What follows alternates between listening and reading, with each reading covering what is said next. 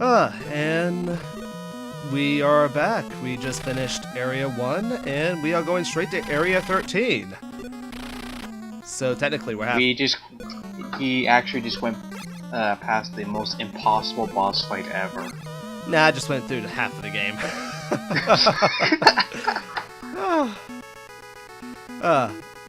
Not really. But this is a neutral area, as he just said.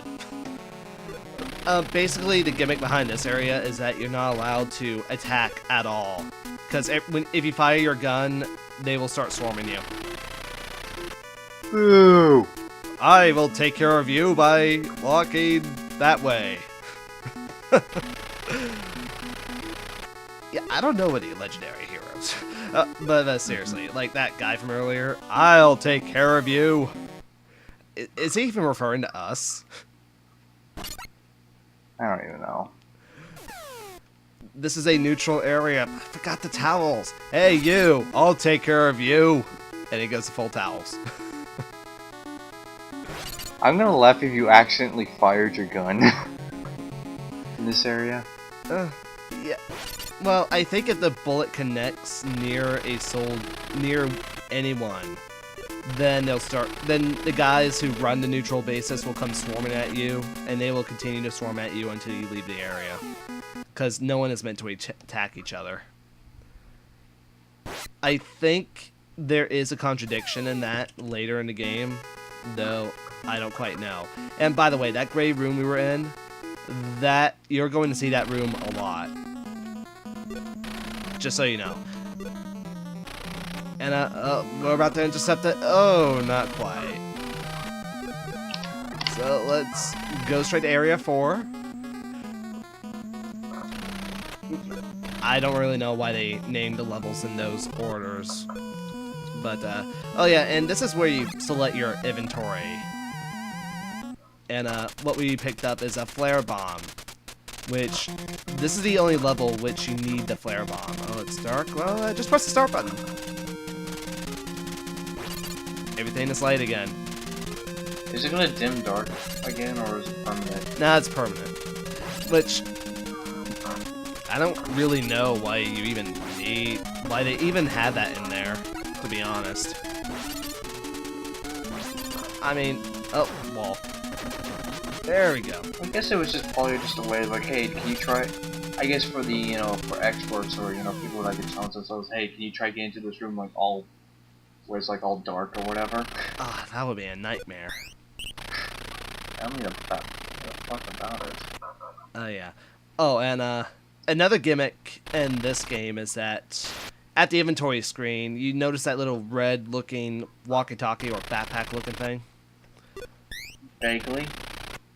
There are different colors of different ones spread throughout the entire game, and depending on the color you get, they can only work in 3 different areas at a time.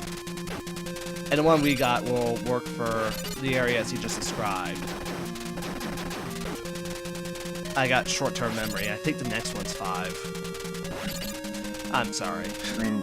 I mean, I've never really played the NES version. I mean, the only experience I had close to playing this is, of course, playing Rearmed. Yeah. Which is alright, so like... Yeah, Rearmed takes out the need for the communication, so... Oh, yeah. Here's another funny thing.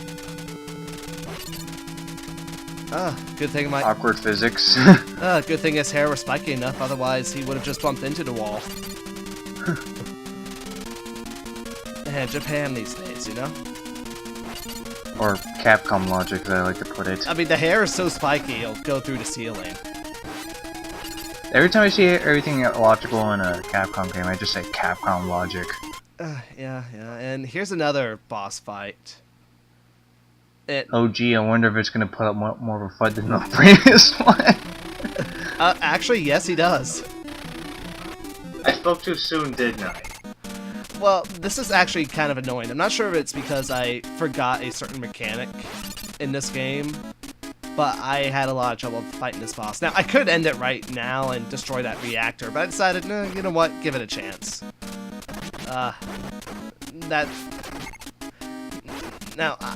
Looks like you were getting teabagged there for a second. Yeah, I was gonna complain about jumping, but then I'm like, you know, this is Bionic Commando. You're supposed to use that grappling hook, except at that one part there, you can't even use a grappling hook because there's no place to latch onto. Hey, if you want to jump in Bionic Commando, play either Rearm 2 or the newer one, or more, you know, the 3D one that kind of functions as a third-person shooter. I'm not sure if third-person shooter is the best way to describe it. Oh, and that claw he shoots, it doesn't do any damage. It just kind of annoys you. Like, that's really rare because I thought you'd be dead. You should if it did take if it took some damage, you would probably die already. Yeah. Well, you know that happens. Why don't you shoot the generator? There we Come go. on. Well, it's almost like Castlevania 2 Simon's Quest, where you can just bypass the bosses. Except the bosses do get challenging later to the point where you can't focus on the reactor entirely. And every time you finish an area, you always get a new item. And we got the wide cannon, which I think is this game's equivalent to a spread shot from Contra. I don't remember. Does Rearm kind of have that type of strategy, or do you have to fight the bosses directly? Now you have to fight the bosses directly. That's the main thing that was fixed in the remake.